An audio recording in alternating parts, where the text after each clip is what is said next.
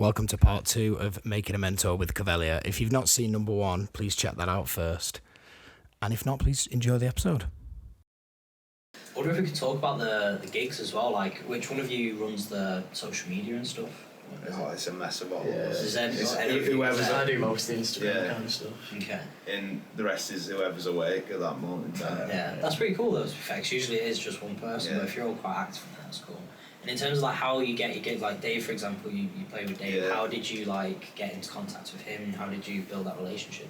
I mean, I knew Dave from my last band, but to do it, if we were a new band coming in, how we did it, you just meet. I think in my last band, my first gig, there was a promoter for the Old Courts in Wigan. She was just outside having a cig, and it was on a night out.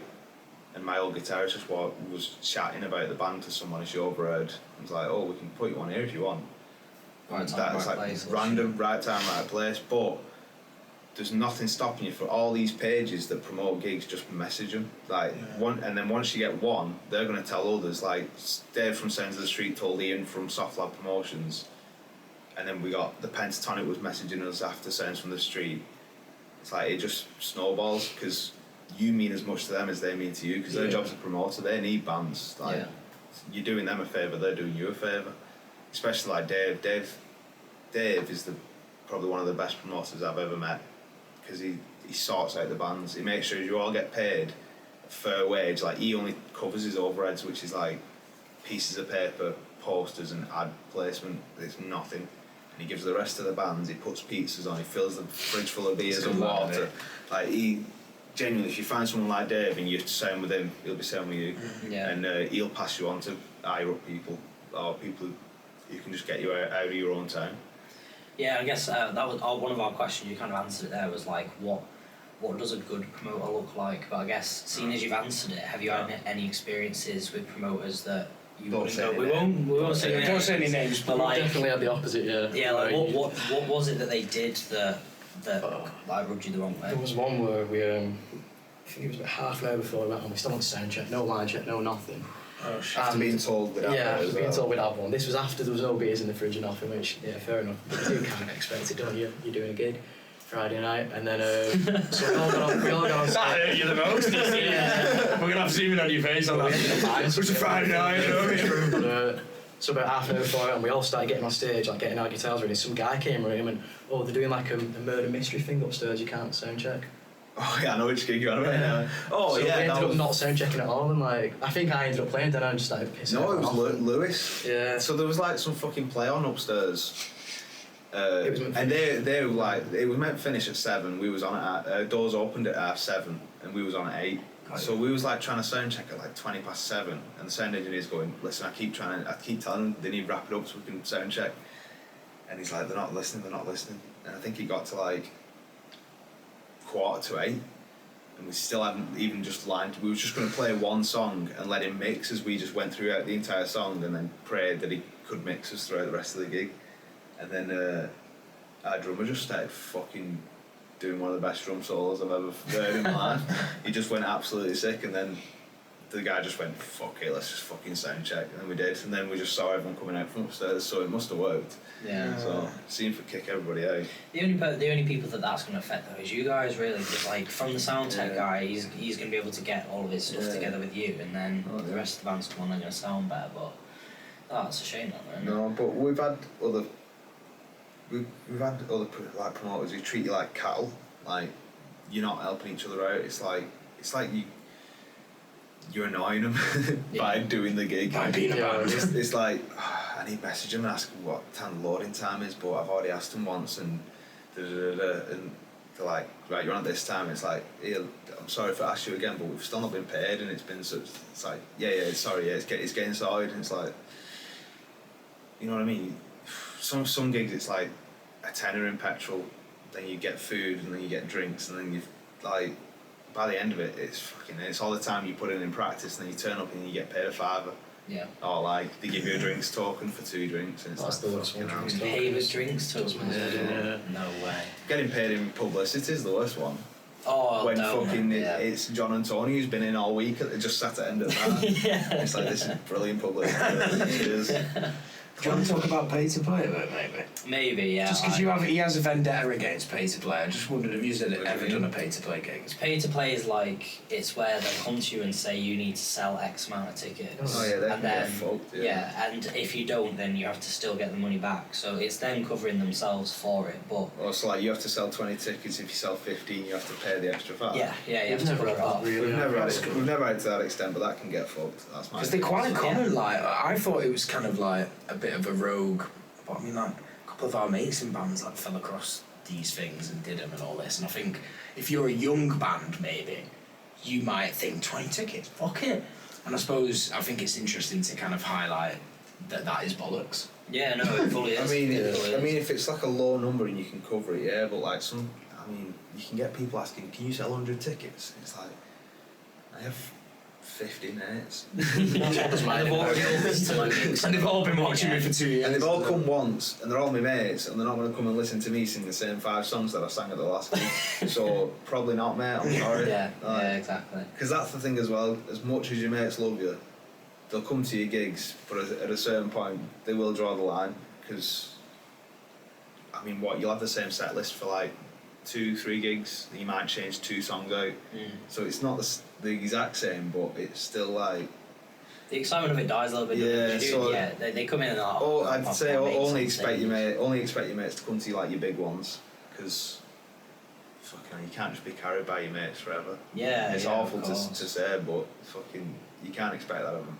What time do you guys dedicate in towards like marketing and social media? Do you put much? Not really, no.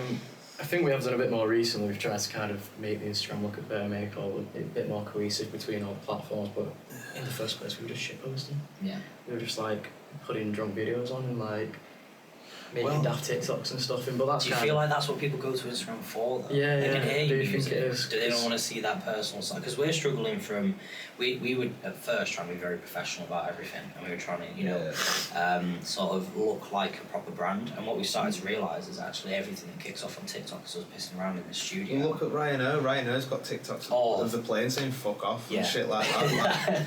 Marketing guy said that to us. It's literally since, I think like the first one to majorly do it was that guy who made a fake Wendy's account on Twitter and went viral, and then Wendy's just went fucking run our Twitter. Yeah. And then after that, it's like every brand's trying to do it. Like you always see like Slim Jims or commenting on the Lab Bible and stuff like that, and just that's the way every brand's going. Just piss take. Yeah. Like.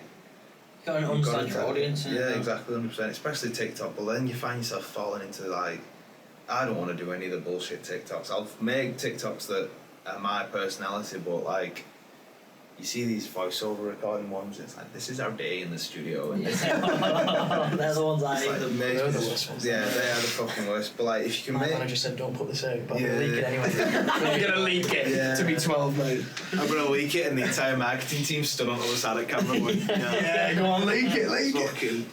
honestly, it's like, you find yourself falling, like, you think, do I need to do that? Do I need to do this shit video? I was like that girl who did that ABCDEFU tune, she was like, her entire TikTok premise was a marketing scheme, and it was like, she posted like loads of artists do, and like we know people who do, they're just jamming in the room, and like, oh, I had these lyrics come to me today, and they'll post a little video just of the lyrics, and I see them all the time, and fucking some that you see are fucking god awful, like, I was a whisper in the wind.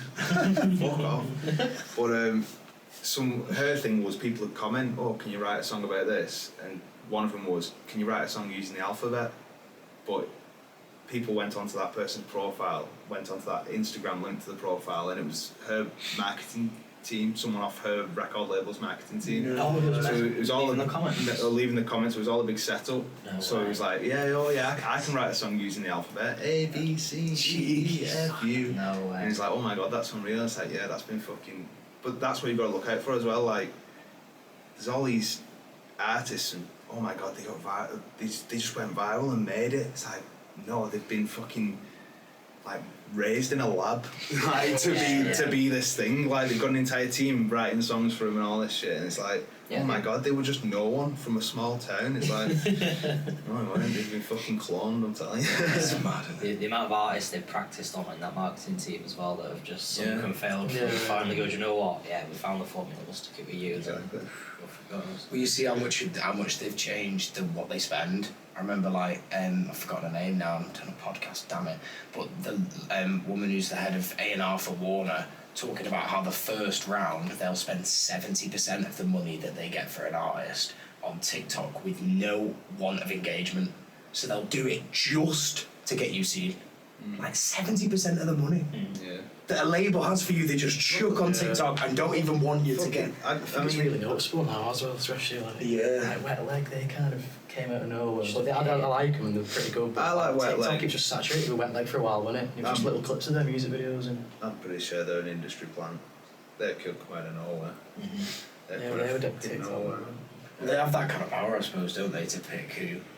Well, not to pick, but at least to know where. I mean, you can have breakthrough moments and stuff like that. Like Ladham's, they just came out of came out of nowhere. I was doing gigs with them in my last band to rooms with 3 people in them, and they were opening for us. And then like the week after, they was like, "You fucking signed with who?" Like that can happen, but a lot of people are doing this fucking like TikTok route and following the crowd route, and I don't know. Do it if you want to do it. It might work for you, but. I think people do follow the numbers though quite heavily though after that, don't they? And if they don't blow up out of nowhere, they always feels like they've failed, and that's the only. I mean, the biggest video on our TikTok is our mate on his way to Malia, and his boarding pass is printed on like paper the size of this wall, 16 times bigger than A4 than it should be. That's what they printed his boarding pass out. Our bass player printed his boarding pass out 16 times bigger. No way. And that's got 1.1 million views, over 100,000 likes, and then the next TikTok is us getting a noise complaint with like 100 likes. Like if you look at some of these most, like when you're scrolling through and like it's like 2.2 million likes, and then you just go on the profile and it's like the next one down is 3,000. It's like, alright, you've got a bit of traction, but this one's just fucking blown up. Yeah. That's what it is. It can just be hit or miss. Like it's so ruthless. I had a post as well that I did want to get up, and I realised I'm using my phone to. I was just gonna say, should I get it up on Get mine? it up, please. So there's an Instagram post we found, and we were going to ask you at that first gig, but we're ripping straight off Hot Ones. We just want you to explain what's going on in it, because it is kind of. I know the one. It's not. It's right up at the top. This could be fucking anything. It is good. It's good. I'm sure it's. It's dead quick. It's just this. Oh, that was after our gig. I think that was after that gig. That gig, wasn't it? There's a look right at the end of it as well. That's where bully, I think it's you. That's what I'm saying. We went from Bully to there. But Do you know what? I don't think that was even after a gig. It's at a club in Wigan. It's got our song on. Club actually. Our song's on in the background, and that's why I put it on. that was that was weird. We were talking about like before when you said about the first time someone like is an actual fan, it's not a friend or family member. That was after a gig. That is the gig. The next photo in that post is the gig of that night, because I'm wearing the same top. We finished the gig and it was sick. Like it was I can't even remember what it was, but I remember being buzzing. And we went into Independence well early. Like normally it starts filling up at 1. I think we went in at like 11. And as soon as we walked in, Dean, the DJ, is playing our tune. Literally as we walked through the door, it was like a fucking fever dream. I was like, what the fuck? No way. And then as we're at the bar getting a drink, we turn and that's Cobb. He's been to every gig. Like there's when he said no one wants to go again, he does. Yeah, he does. There's 2 lads that night with nicknames. There's a bet between Nick and Cobb who's gonna miss the first gig for us. They've literally been to every single one, and that's just him pissed after the gig. It's funny as well because we'll put it on the screen and it'll just be like this. It's one of the most contextless videos. To be honest, so we're glad we've got some context now. That was I actually didn't think about that. I thought the that song was in the background was the context. I didn't realise if people don't have the sound on, it's just Cobb dry hump. Yeah. That's But all it is. I think he kind of told us a lot. I didn't even finish. So as that's going on, as he's dry humping that pillar, there's a fella talking to Dean saying, who's this band playing? And God, yeah. these lads, he just literally, I saw him point to me and I was just like, oh, you're right, pal. And I saw these like massive fucking fellas walking at me. I was like, I'm gonna get fucking filled in here. And he was just like, is this your band? I was like, yeah. He's like, oh mate, you're fucking sick, it's a bit different, innit? I was like, yeah, cheers, nice one. Oh, no, but then you have that dead awkward conversation where you're like, nice one, and then you're like, what now? Follow me on Instagram, please. Stream me now, get your phone up. You can pay Danny in cans of fucking Stella. That's why I was upset when they went, where's me pay? He's just after a beer sponsorship. That's all he wants. So thanks. I feel like we're kind of coming to an end. So I suppose the last thing that I think we're both kind of interested in, and being as honest as you can, is what would you say your kind of highs and lows with the band? You know, kind of your big, what have felt like your kind of successes or the things you've took pride in, and then what are the times where you've maybe thought, can we even keep doing this? Like, this is hard, or if there has been any. I think the gigs like kind of work both ways for them because they've been that high size of had, but also the faff that you do for it, and getting 4 people in the same room a couple of times a week is like, it's hard work, isn't it? Yeah, it can be a pain in the ass. And getting there, lugging your gear, sorting gear out, like the amount of shit I've broken in the last 6 months just from doing these gigs. And the amount of money you fucking spend as well getting prepped. Like, I had no pedals before we started gigging, and we had all these effects on all our tunes, and I was like, fuck. So I just went to PMT and I just went, fucking build me a pedal board. I just went around going, that one, and then cried as I fucking fed. And then... Could you not run it through your software? I was thinking that's what I was, because I wanted to ask you that. But then well. you're praying on a laptop. You've got to have one person running a laptop. You know what Logic's like we both know you can be recording the best vocal take of your life and he just goes, sorry, it's crashed, and you're like, fuck's sake. So if that was to happen at a gig, I think I'd full meltdown and just leave the venue. But I would always delve into backing tracks at the minute, really. We need to, but that's what I was going to say, is that I'm kind of in a similar position where some of the stuff I don't think I could recreate live because of what I've done in production. Just play the backing track. So that's what I mean. I was looking and going to gigs, and I was looking to see what people were doing that I know are like pretty heavily produced, and I think they are playing into a backing track. No, like you just said, like have your Mac on. You don't need a Mac on stage. You can get like an app. I can't remember what it's called. Like, you can get an app on your phone, an aux, your phone into the PA system, and it literally, you can input MP3s into it. So you just put your stems in? You can literally just get your backing track sorted, so 3-minute file, number 1, number 2, and you just press play. And as long as you... You've got to give your drummer a click though, haven't you? That's why I've just bought that thing. I mean, that's not too hard. I mean, like, my mate's very old band, Lion Road, he used to play, because like, overheads don't look cool on stage, but he used to play with like fucking cans on his ears, obviously clicking in the track. It does sound good, and it'll make you sound more professional, like having them tracks, because if you're very track heavy like some of our songs, then you're a bit fucked. You're gonna sound like you're playing it. I remember talking about it to Pink Shirt Spell People, if you know them. They're another band from Wigan, they're like a sick band. We've done a song with them, you know, about All I Can Take. All I Can Take is... That's and they used a lot of backing tracks and they're really good with it, but like they always say, if it goes down and you can't play it without, then it's not a good enough song. So do you think you would? Do you think you'll bring it in or something? 100%, yeah, but we definitely... all getting in ears and... Yeah, so we'd all need an ear, because like it always comes down to money. Like we've got jobs and we've had jobs and shit like that, but you're always spending money. Like, it's like, do you buy a shit pair of in-ears for £9 and then have to buy another pair in 2 months because someone stepped on your bag at a gig, or do you spend like £80, but then you've got a pair and no one else in the fucking band has a pair? I'd say if people are looking to do backing tracks, if you're a solo artist, you just sort yourself out buzzing. You don't need wireless transmitters or all that shit. You can just run it straight to the audio engineer if you want. Or if you're a band, just sort your drummer out and pray to God that he can play to a metronome. Because if you can't, then you're fucked. I think that kind of ties us nicely onto our last point, I suppose, which is, why do you both do it?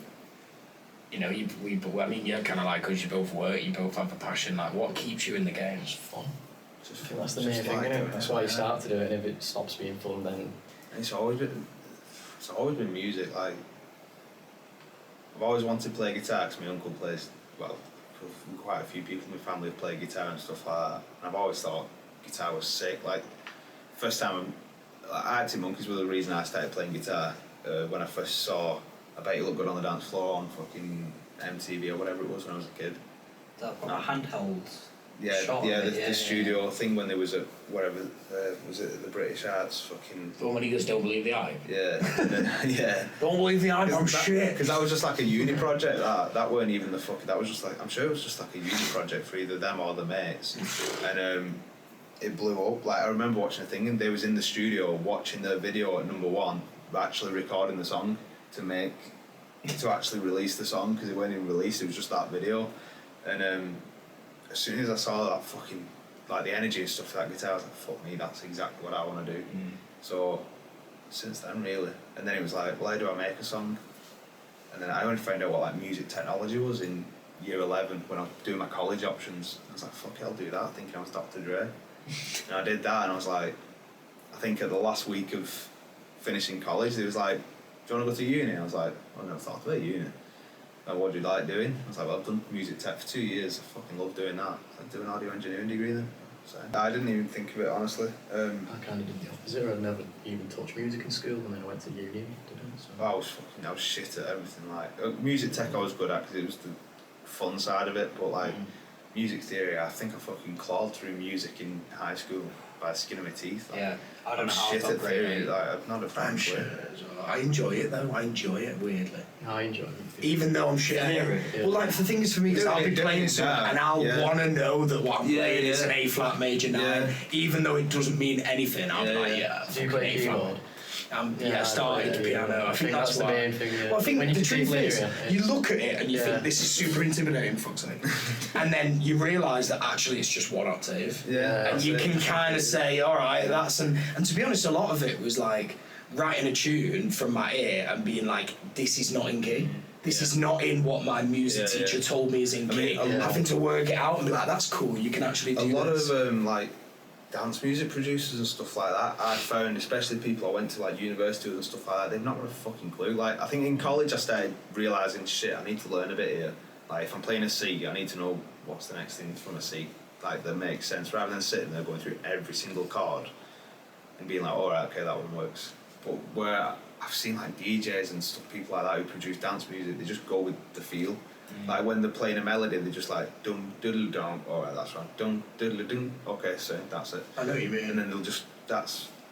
I think you do both come from a writing side though, innit? So like, I think when you've wrote songs and produced songs first, and then you come into theory from that, you're never quite the person who like knows what all the scales are but doesn't have feeling. I feel like you would have always come from feeling.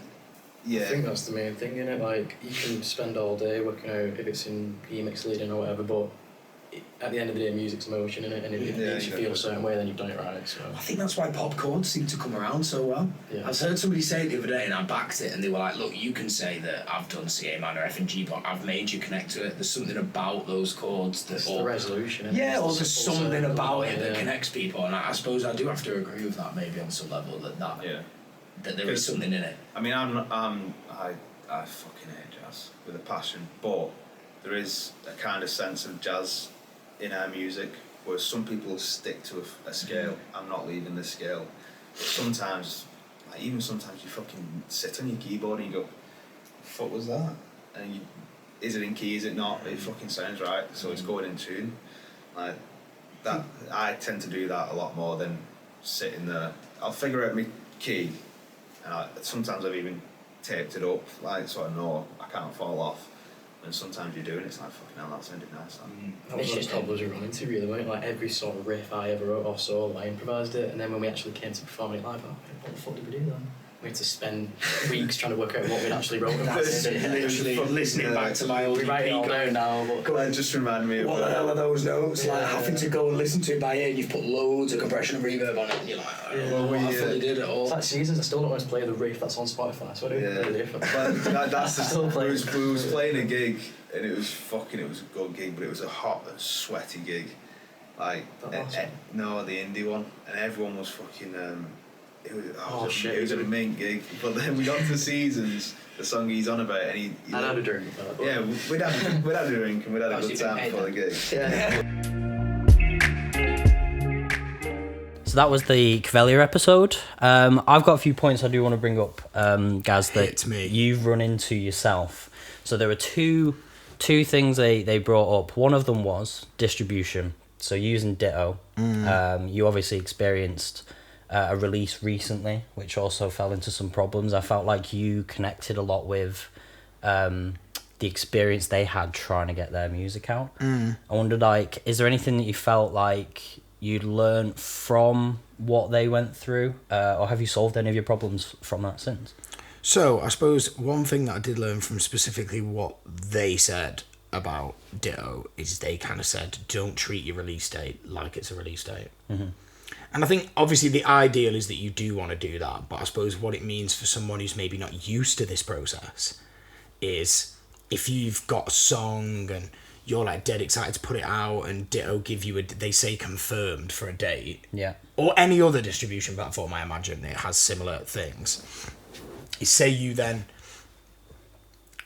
do loads of marketing around that, you tell all your friends and your nan or whatever, and everyone gets dead excited. Start getting putting posts out there and everything. There's the very good chance that one of those things could bounce back Yeah. for whatever reason. One of them being there's a bit of audio at the beginning, one of them being it, like in our case, it was attached to the wrong name of that profile. Yeah. And there's not a lot you can do about that because, you know, you're paying for quite a cheap service and they've taken a lot of submissions all the time. I imagine they've got a very busy, you know, like chat, you know what they call them, like where you contact them. It's Yeah, busy. like their contact support. I guess one Yeah, good... their customer support is probably very busy and they're all so different. So, you know, I think you need to be aware of that if you're going in and getting excited and you filled in the form. Yeah. That You doesn't need to mean just be it's aware, do you know what I mean? It's not always going to be... One good thing they did say, though, is that after that first experience that they had, they still can continue to release through Ditto and never ran into those problems again. So I think it's just True. one of those of going through it the first time. You know, you make those mistakes once and then... Yeah, you and never be go aware back of to it if you're going to do it. You know, make sure that there is no things. Make sure you have a good read, because Cavelia said in it, didn't they, that they didn't have a good read through the guidelines and they just kept throwing stuff out. Have a good read through the guidelines. Yeah. Save yourself the time and effort. And they actually, they paid for the charts bit as well, didn't they? So they mentioned that you can, you pay your yearly membership, but Oh, I to see, get and it then to you the can pay. charts, I think it was like £20 per release, but every time it got cancelled, but they still got that money taken from them, so they still had to reinvest every time into it. Got you. But obviously that's obviously whether you want to put the money in to try and to do that in the first. I didn't even know that Ditto had that capability. Yeah, it's the Pretty same cool. with you pay a separate fee, or it's included in some packages to get it as a TikTok sound as well. Yeah. So you can have those options. And I guess the other topic that they touched on was their live performances. So you, for example, the music that you've got is very much it's very much, what's the word now, production heavy. Yeah. And to replicate that into live is going to be quite a task. And it's kind of something they touched on where, you know, they were talking about when they build a song in the studio, they don't particularly think, how am I going to go and translate this over to live? And we got talking about backing tracks. We got talking about... I think it's becoming more and more popular, you know. And the more people I see live, the more they use elements of their production in backing tracks. I kind of used to be a little bit of a like... But I think things have changed, you know what I mean? You can... You're paying for a different experience than you were back in the day. You know, back in the day, you were playing an instrument to people. And I think it's changed now. I think you're seeing an act. I think as well the depth the depth and detail you get from listening to that song in headphones, it's the artist wants to bring that to life. Yeah, they don't yeah. want to just come and bring what is basically 4 instruments stripped of all that atmosphere that you And take the time take a creating. band like Glass Animals who are production heavy, and then when they do live, they choose to not rely heavily on backing tracks. They choose to reinvent the songs. That's good for some people. I think it works better if you've got more cash. Yeah, You true. can say, oh, let's have bongos for the bongos bit. Yeah. You can jump. Whereas it like, I feel like what's great now is you can make a great piece of production really cheap, and you can go out and do that with just a piano. Yeah. If you make your own drums and you loop them on something, you can basically do that event. But I suppose in their case, it's even better because you've got a full band on there. As long as you can all get a click, you can have synths, elements of production that are coming in that you're all just playing to. Yeah. But if you're not going to get an opportunity to sound check, it's going to cause problems. You need to be able to back that up. Yeah, they actually touched on that, didn't they? Because they had a gig where they didn't have the time to sound check, and everything was sort of, and had they had a laptop with them, and had they been relying on backing tracks, that whole set would have completely backfired. That would have been, a really difficult one to sort of just pull off on the fly. Thanks for listening to the Cavelia episode. Who've we got next? So we've got Harvey coming on next. Our first non-musician. Yeah, he's a photographer. Non-music industry, I suppose, even though he has done lots of stuff in the music industry. Yeah. So Harvey's done a few music videos, but his main thing is photography. So he does adverts, he does music videos, videography, he does documentaries, a bunch of different things. So we're trying to branch out, not specifically just to stay within the realms of music, but anybody who sort of touches an artist's career and how they interact with them. It's a really good episode, actually. We've got it's really interesting. And anyone who, I think for us, anyone who has gone out and done a creative thing that they're passionate about against the odds and had some success of it and is willing to talk about it humbly is a great episode for us. Yeah, of course. So yeah, that'll be, what will that be, 3 weeks time? Yeah, 3 weeks from when part 2's been released. Yeah, great. So thanks, guys. Thank you for listening.